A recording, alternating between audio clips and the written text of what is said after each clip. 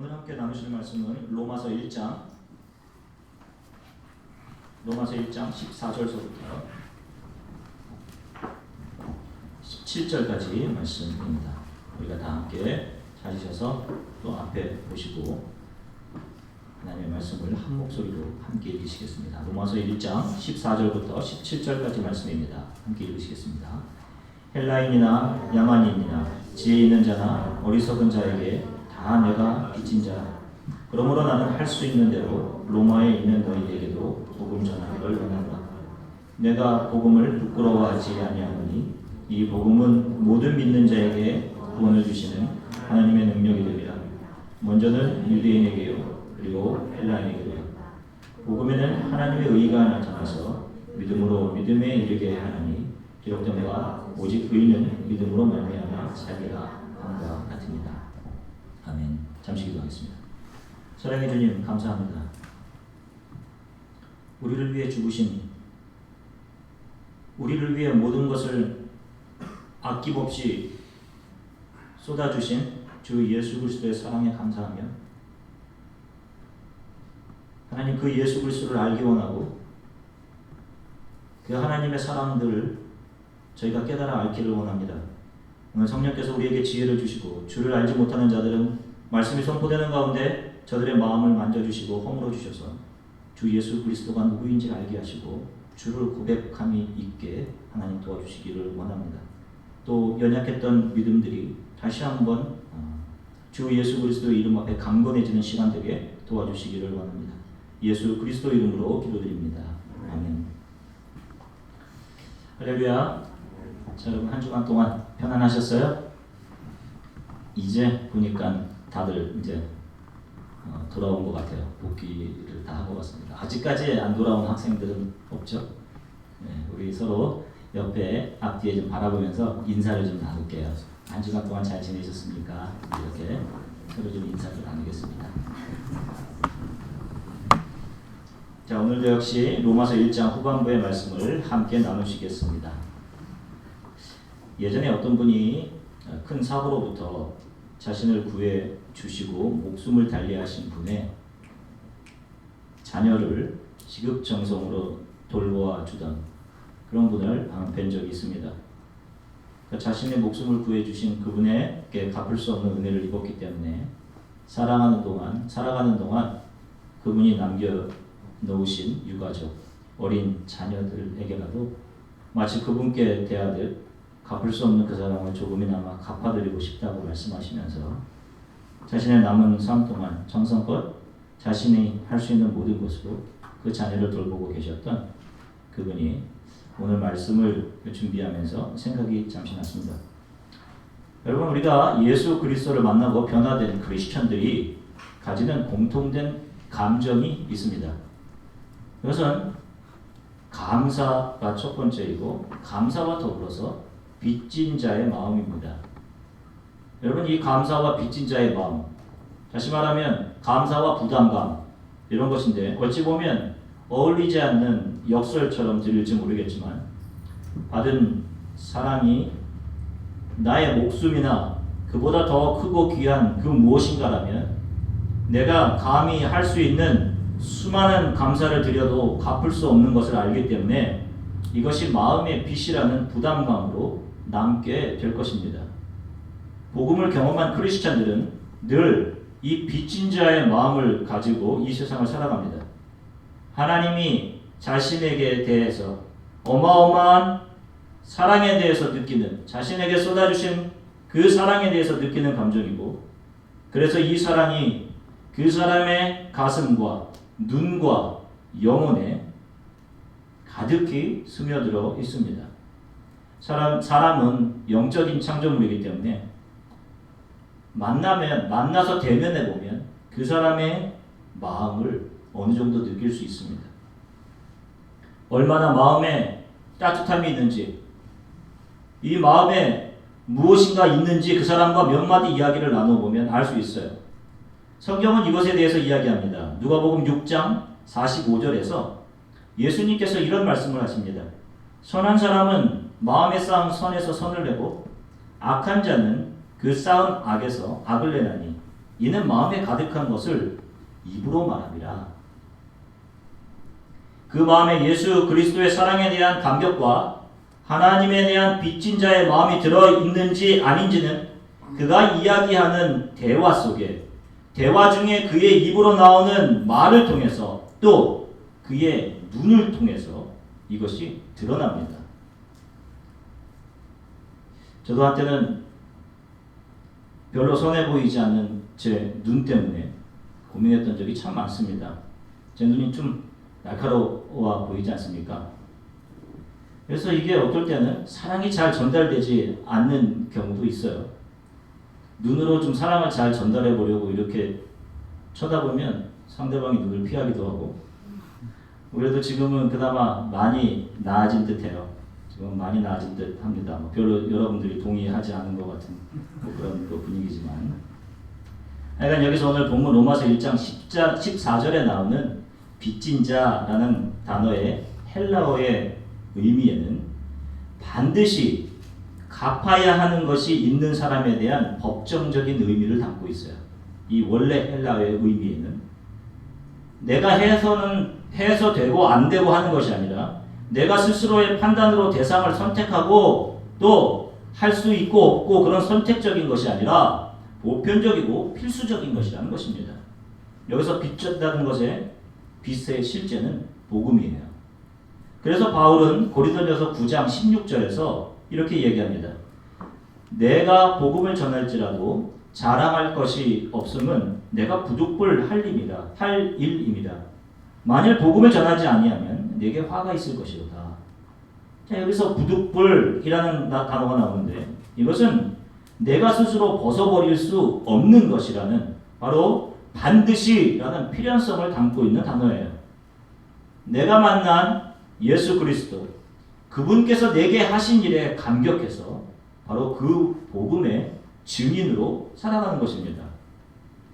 복음을 듣고 변화된 사람들에게는 이방인이나 헬라인이나 어떤 종류의 사람이든지 그들이 다 하나님의 사랑의 범주 안에 있는 사람들로 여겨집니다. 그러므로 오늘 바울은 오늘 사람들이 자기에게 하나님께서 만나게 해주실 모든 사람들이 그리스도의 사랑을 증거해 주어야 할 내가 사랑의 빚을 진 사람들, 주의 복음을 증거해야 될 대상들이라고 이야기하고 있는 것입니다. 여러분, 이런 마음을 가진 사람들이 다른 사람을 대하는 태도가 어떻겠습니까? 어떻게 대하겠어요? 한 교회 안에서 만나게 해주신 사람들에 대해서 여러분 어떻게 대하겠습니까? 서로 외면한다든지 하지 않을 것입니다. 왜? 만약에 그렇다면 하나님의 사랑에 대한 빚을 진 자가 아닌 것입니다. 여러분, 다른 민족이나 다른 사람들이 어떤 대상으로 보여지겠습니까? 당신들과 나는 태어난 것도 다르고 살아가는 방식도 다른 그런 식의 무관심이겠습니까? 아니면 복음의 빚진 자로 그들에게 복음을 증거해 주어야 할 대상으로 그런 나라와 민족들이 그렇게 여겨지겠습니까? 여러분 아시다시피 원래 바울은 예수의 사상과 그의 제자들을 핍박하던 사람입니다. 우리들 중에도 예전에는 여러분들의 육체가 원하는 대로 사셨던 분들이 계실 것입니다. 여러분들의 생각대로 하나님이 어디 있느냐고, 내 삶은 내가 이끌어간다 라고 생각하며 스스로 내 삶의 주인이 되어 살았던 시절이 분명히 있을 것입니다. 사도행전 9장 1절을 보니까 바울의 행적에 대해서 이렇게 얘기합니다. 바울이 주의 제자들을 대하여 여전히 위협과 살기가 등등하여 대제사장에게 가서 다메섹 여러 회당에 갈 공문을 청하니, 이는 만일 그 돌을 쫓는 사람이면 만나면 물론 남녀하고 결박하여 예루살렘으로 잡아오려 함이라. 바울 역시 예수 그리스도를 만나기 전에는 이 세상에 있는 것들을 사랑하며 이 세상의 가치대로 자신의 모든 것을 눈에 보이는 영광을 위해 사용했던 이런 사람이었습니다. 썩은 고기에서 풍기는 냄새를 찾아 달리는 하이에나. 이 하이에나의 본성상 싱싱한 고기보다는 썩은 냄새에서 풍기는 악취를 쫓아가는 그 천성처럼 죄로 타락한 사람에게는 썩어질 것들을 더 동경하고 사랑하는 마음이 그 안에 자리 잡고 있습니다. 없어질 이 세상, 썩어 없어질 이 세상이 마치 영원히 자기 자신에게 행복을 줄 것처럼 여기며 이 세상을 살아가고, 그 허상에 속아서 사람들은 자신의 인생의 시간들을 이 세상의 영화를 쫓는데 사용합니다. 바울 역시 이와 동일한 사람이었어요. 그 당시 가말리엘이라는 훌륭한 학파를 형성하고 있던 선생님, 교수님이죠. 밑에서 공부하던 사람입니다. 유대교 사상을 전공으로 철저하게 공부했던 사람이고, 출세를 위해서 당시 유대교 어른들과 선생님들의 눈에 잘 보이고자 유대교를 위협하던 예수 그리스도와 제자들을 잡아들이는데 가장 앞장서서 열심을 냈던 사람이었습니다. 예수님의 제자들이 자기 자신을, 바울을 괴롭히거나 바울의 가족들에게 피해를 준 적도 없어요. 그런데 그는 예수님의 제자들에 대해서 위협과 살기가 등등했습니다. 그리고 남녀를 물어나고 잡아들이는 데 앞장섰습니다. 자기 자신을 부각시키고 싶었고 여러 선생님들에게 인정받고 싶은 마음이 가득했던, 세상적인 성공과 출세욕이 충만했던 그런 사람이었어요. 성경적으로 이야기하면 그는 십자가의 원수였고 복음의 원수였습니다. 그런데 그가 어떻게 변합니까? 빌립보서 3장 18절을 보니 이렇게 기록합니다. 내가 여러 번 너희에게 말하였거니와 이제도 눈물을 흘리며 말하느니 여러 사람들이 그리스도의 십자가의 원수로 행하느니라. 여기서 십자가의 원수라는 말은 예전에 자기 자신을 말하는 것입니다. 내가 예전에 십자가의 원수로 살았었다.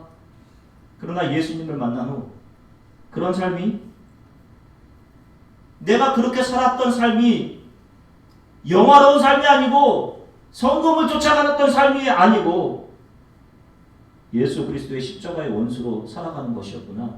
이것을 알게 되었어요. 그렇기에 지금 현재 그런 삶을 살아가고 있는 빌립보 지역에 있는, 소위 교회는 다니고 있었지만 복음의 능력을 전혀 경험하지 못하고 거듭남을 경험하지 못하고 세상적인 방법으로 자신의 삶을 살아가던 교인들에게 그런 식으로 신앙생활을 하면 멸망에 이르게 된다라고 하면 그 살기 등등하던 사람이 눈물을 흘리며 빌립보 지역에 있는 교인들에게 증거하고 있는 것입니다. 왜 눈물까지 흘립니까? 빚진 자의 안타까움이 있기 때문에 그래요. 그에게는 더 이상 당시에 유명했던 지도자 선생님들의 눈에 잘 보이겠다는 생각, 세상적으로 출세해서 유명한 교수가 되어보겠다는 생각, 이것이 없어졌습니다. 그는 예수 그리스도를 대적하고 멸망의 길로 가는 사람들을 향해 눈물을 흘리며 안타까워하는 복음 증거자가 되어 있었습니다. 우리들 가운데도 신앙생활은 하지만 여전히 눈에 보이는 이 세상의 유명세를 따라가는 사람이 있을 수 있습니다. 출세하기 위해서 할 짓 못할 짓 다 하면서 하나님이 어디 있느냐고 만인에 대한 투쟁 상태인 이 세상을 거칠고 혈기 등등하게 살아오셨던, 그리고 살아가고 계시는 분들이 있을 것입니다. 그렇게 살아오셨다면, 그렇게 살아오시면서 무엇을 얻으셨습니까? 거칠게 살아온 만큼 그 거친 삶을 지나쳐오면서, 스쳐 지나쳐오면서 찢겨진, 잘 치유되지 않는 상처들과 흔적들이 알게 모르게 여러분들의 삶에 분명히 남아있을 것입니다. 예전에 나이를 들게 되면 사람이 인격적으로 더 성숙해지고 나에 대한 고집이라든지 이런 것에 대해서 어느 정도 더 유연해질 것이라는 생각했어요. 그러나 사람이 나이를 먹는다고, 많이 배웠다고, 세상적인 부를 이루었다고 더 성숙해지거나 더 인격적이거나 그런 것만은 아닌 것 같습니다. 이상하게 배움이나 직업과 관계없이 나이가 들어가면서 공통점은 고집이 세워져요. 자존심이 더 두껍게 자신의 마음을 둘러쌉니다. 저는 이것이 거칠게 살아온 삶에 달아지고 찢겨진 흔적들이라고 생각해요. 하나님을 모르는 사람들은 결국 세월이 흘러가며 이렇게 변해가는 것입니다. 게다가 자기 자신만 하나님 앞에서 망하는 삶을 사는 것이 아니라 지금까지 쌓아온 명성이나 지위로 다른 사람들도 하나님으로부터 멀어지도록 하는 삶을 살아가는 사람들도 있어요. 안타까운 것이죠. 이게 세상에만 있는 것이 아닙니다. 하나님을 믿는다고 하면서 교회 안에서도 하나님을 만난 적이 없고 빚진 자의 의식으로 살아가지 않는, 그러면서도 자기 스스로를 크리스천이라고 하는 사람들이 만들어내는 기만은 더 많은 사람들을 하나님으로부터 멀어지게 하는 도구가 될 수 있습니다. 사랑하는 성도 여러분, 이 세상에서 얼마든지 경쟁을 펼치시며 여러분들의 능력을 증명해 가실 수 있습니다. 눈에 보이는 수많은 영광들을 내 삶의 트로피인 것처럼 내 삶의 길에 장식하며 여러분의 삶의 길들을 걸어가실 수 있어요. 그러나 그렇게 내가 주도해 이끌어가는 삶은 실상은 사는 것 같지만 죽음으로 이끌어지는 삶을 지금 살아가고 있는 것입니다. 성경이 이야기하고 있는 것이 그거예요. 전적인 타락. 이 세상의 모든 삶은 죄로 인해서 영원한 죽음으로 가는 중입니다. 이것이 이상하게 브레이크 없는 전차 같아서 정말로 순식간에 세월이라는 뇌 위를 달려서 인생의 마지막 종착역까지 다다릅니다. 그때 가서야 뭔가 조금 깨달을 것 같은, 그렇게 빠르게 인생의 뇌 위를 달려가요. 이 죽음 뒤에 우리가 거쳐야 할 것이 있습니다. 전능자를 대면하는 순간이에요. 그때 무엇을 전능자 앞에 내놓으시겠습니까? 반드시 그분께 갚아야 하는 빚이 있어서 결산을 해야 할 터인데 무엇을 내놓겠습니까? 저는 여러분들이 지금부터라도 내가 정말 하나님으로부터 감당할 수 없는 사랑을 받았다고 인식한다면, 그리고 그 사랑이 지금 여러분들의 가슴 속에서 여러분들을 감동케 하고 그 사랑이 여러분들을 살아 숨쉬게 한다면, 여러분 그 사랑의 빛, 복음의 빛을 흘려보내시니 증거하시며 살아가시기를 간절히 축원합니다. 그러면 어떻게 딱딱하던 사람이 수년간을 교회 다녔지만 차가운 마음과 세상적인 성공에 대한 갈망과 염려로 가득 찼던 사람들이 변화될 수 있겠습니까? 우리가 지난주에도 함께 말씀으로 나누었듯이 복음만이 사람을 변화시킵니다. 하나님의 사랑과 주 예수 그리스도께서 우리를 위해 하신 일, 그분이 보여주신 십자가 희생의 사랑을 증거함을 통해서 그 증거함을 들은 사람이 변화됩니다. 성경에 기록된 하나님이 하신 일에 대한 것을 읽는 가운데, 또 지금처럼 주일에 나와서 예수 그리스도께서 우리를 위해 하신 일을 설교를 통해 듣는 가운데 성령이 여러분들의 마음을 움직이셔서 우리들의 삶이 변화됩니다. 지금 눈에 볼 때는 십자가의 원수, 복음의 원수로 살아가는 것 같고 그렇게 보이지만, 하나님께서 하나님의 말씀을 듣고 하나님의 말씀을 읽는 어느 한순간 여러분들의 마음을 움직이시면 그런 사람이 변화됩니다. 그래서 우리는 함부로 사람에 대해서 판단할 수 없고 미워할 수 없는 것입니다. 여러분, 예수 그리스도를 믿는다는 것이 이런 거예요. 내 기준으로 사람을 함부로 평가하고 대하는 것이 아니라 사람에 대해서 소망하는 것입니다. 기대를 갖는 것이에요. 복음의 원수였던 사도 바울이 다메섹으로 갈 때 길에서 예수님을 만납니다. 사울아 사울아 네가 어찌해서 나를 핍박하느냐? 누구십니까? 너가 핍박하는 예수다. 그때 그가 예수 그리스도를 만나고 완전히 변합니다. 우리 가운데도 이전까지 치열하게 세상 속에서 살다가 예수님을 발견하고 변화된 길을 가시는 분들이 있으실 것입니다. 예전에 청년부를 섬길 때, 또 이전에 중고등부를 섬길 때 예배가 끝났는데도 의자에 머리를 숙이고 울며 기도하던 수많은 청년들, 중고등부 학생들이 제 머리에 기억에 있습니다. 그때 그 중고등부 학생들이 지금 자라서 이제 막 결혼하게 된 20대 중반들이 되었어요.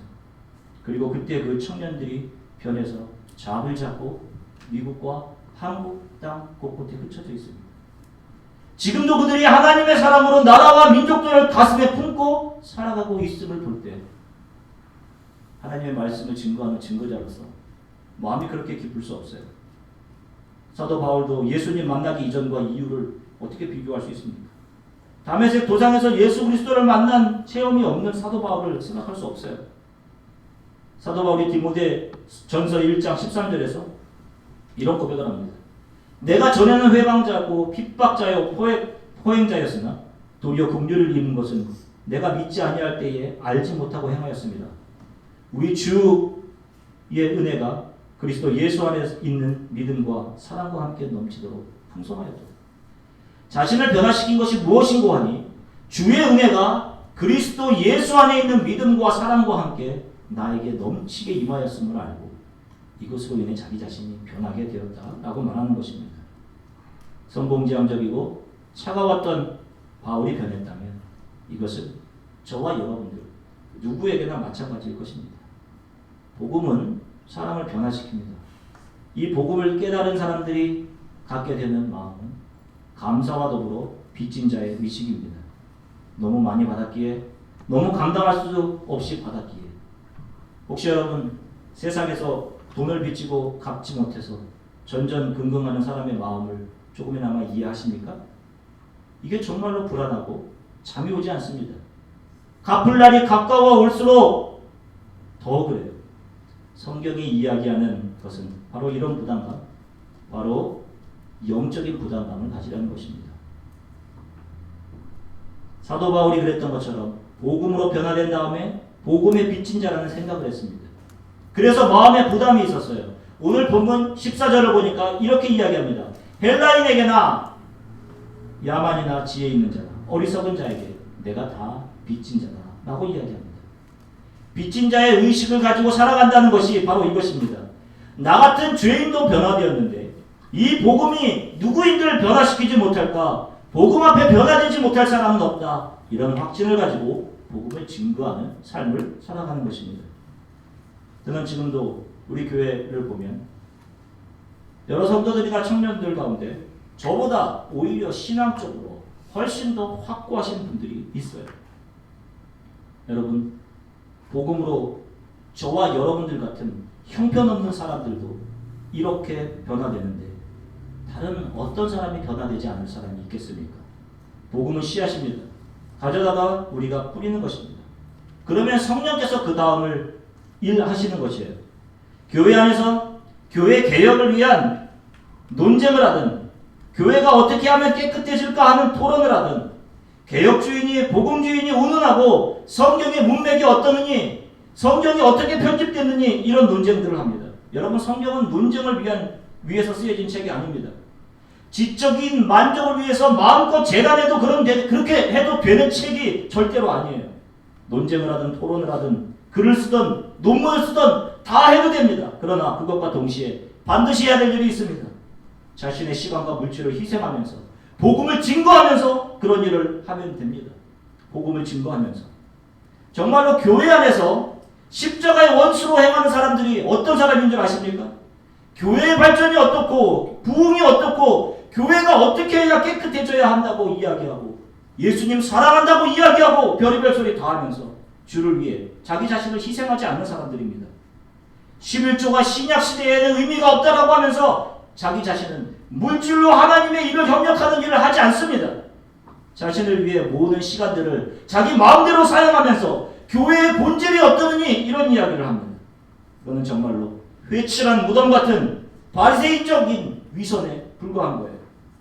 제일 귀한 삶은 크리스티애니티의 제일 중요한 것은 순종의 길로 걸어가면서 겸손히 예수 그리스도의 모습을 닮아가고 그의 마음에 뜨거움이 있고 하나님에 대한 사랑에 대한 감격이 있어서 복음을 가슴에 품고 증거하는 삶을 살아가는 것이에요. 저는 우리 교회 성도님들을 대할 때마다 마음 한편으로 주체할 수 없는 기대와 설렘이 있습니다.